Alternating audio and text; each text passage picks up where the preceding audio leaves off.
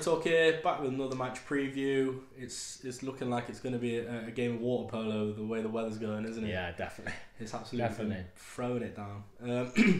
It's against Barrow. It's at home, 3 p.m. kickoff. So yeah, it's another game where it's tight. They're a good side coming into this, and we're going to be looking for the win. It's a decent distance. It's about 200 miles, which is 7 or 8 hour round trip there and back. It's a long old way, that isn't it? Yeah, obviously Barrow fans going to come. It'll be interesting to see how many they bring. Obviously, if it carries on raining, it could be touch and go up until kick-off. So, are they going to risk bringing that many down? You know what I mean? But yeah, we'll have to see. So, Notts sit 8th, 31 points. Barrow sit 4th and 34 points. Now, when we played Torquay, teams like that were above us, we did well. Yeah. So we know we can mix it with the teams in and around us. Barrow, very good. They're second in the form table, only behind Torquay. So, that's obviously a team in full confidence and, not still relatively in confidence despite having a bit of a mixed bag of results from the last 5 games. So, Notts, 3 wins, 1 draw, 1 loss. Barrow, coming into this, 3 wins in 5 for them. Similar things, but where it really stands out for Barrow that we noticed in it is they've got 9 wins in 11. Yeah, that's very good, isn't it? And, they had 7 wins on the spin as well in that. So, the confidence is massively high. On the flip side, though, Notts sit them with Solihull as only conceding 20 league goals this season. Cracking defence, we just improved it with Lacey, so that competition is going to be even better, isn't it? Yeah. So, standards are only going to rise on. Yeah, exactly.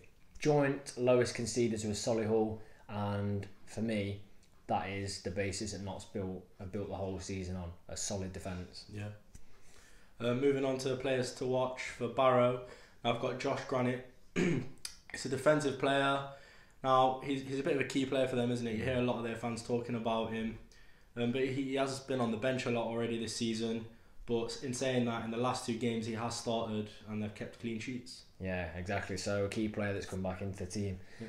Now, when we do these players to watch, there's always a couple that, could play well. These have got 3 solid ones, haven't they? Yep. The next is John Rooney, central midfielder. Now, at this point of the season, he's already got 8 goals from central midfield. Maybe he's playing a bit further forward, but that's an incredible stat, and it's something that you're going to have to see. Maybe Doyle or Rose maybe Ardy will put like a more of a man marking sort of thing on him. You never know, but 8 goals from midfield, he's dangerous player. Yep. And to add to that, you've got Scott Quigley, striker. He's been in the league before. He's not really been prolific, but this season he's on 12 and he's the second top scorer in the league. And it's not like some of these other strikers I've mentioned, is it, that's got 4 or 5 at the start and they've got off quick. I mean, he's got 5 goals in his last 6 games, so it's a striker in crazy form. But we've got players like Wootton, so it'll be a good match. Moving on to team news for Notts now. Now, there's obviously Jimmy O'Brien. It did sort of feel like he was coming back because the media team for Notts did put a video out, didn't they, of him, and he was back in training, and not so much contact training, but it looked like it was on the verge. But there is no news from that.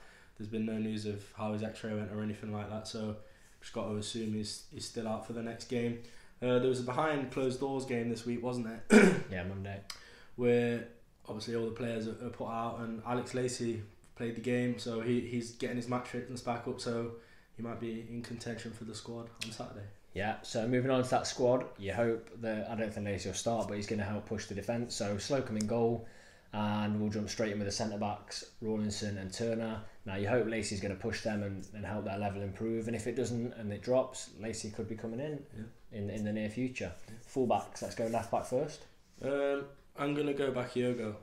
Okay. I just think he's a good player, isn't he? I mean, we say it a lot, wouldn't mind seeing McCrory either, but for me, I just like to see Bakayoko given a chance because he's a good player on his day, isn't he? Yeah, Brindley at right back, we can both agree on that.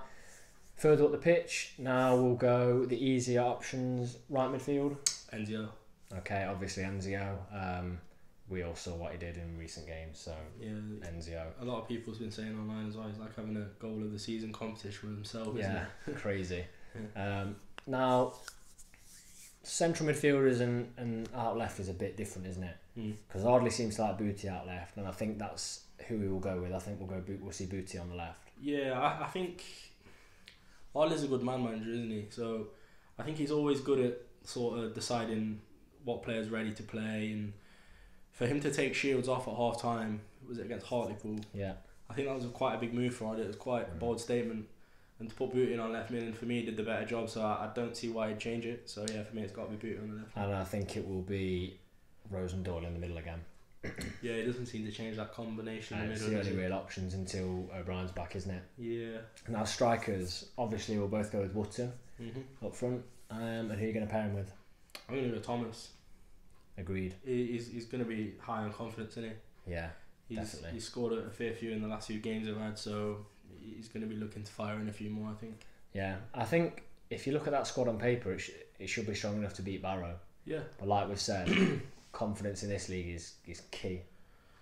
Yeah, I think we can blank these players out, because there's been a few players that have come to the lane this season and they've just not had a see in, haven't they? No, we've done very well. So I think if we can keep that, I think we can get back onto having the clean sheets at home for them. Exactly. Prediction for the game then. I'm going to go an edgy 1-0 win. I'm going to go 2-0 Knots. Are you? Yeah.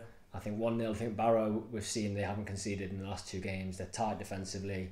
I think as Ardley said, it could be an end-to-end game because they're good at getting in behind. But I think that for me, Knots are going to nick it, and I think it'll be late on. Yeah. I think it'll be Wootton. Yeah, I think Wootton will get one again, and I think Thomas will nick one as well. It'd be nice. Hopefully we can get a win. Hopefully, see some of you down at the lane again, like we do each week, and appreciate the comments. But yeah, let's hope, fingers crossed, that the game's actually on with this bad weather. Yeah. So in the comment section below, leave your score prediction and your team lineup, and we'll defo get back to as many people as we can.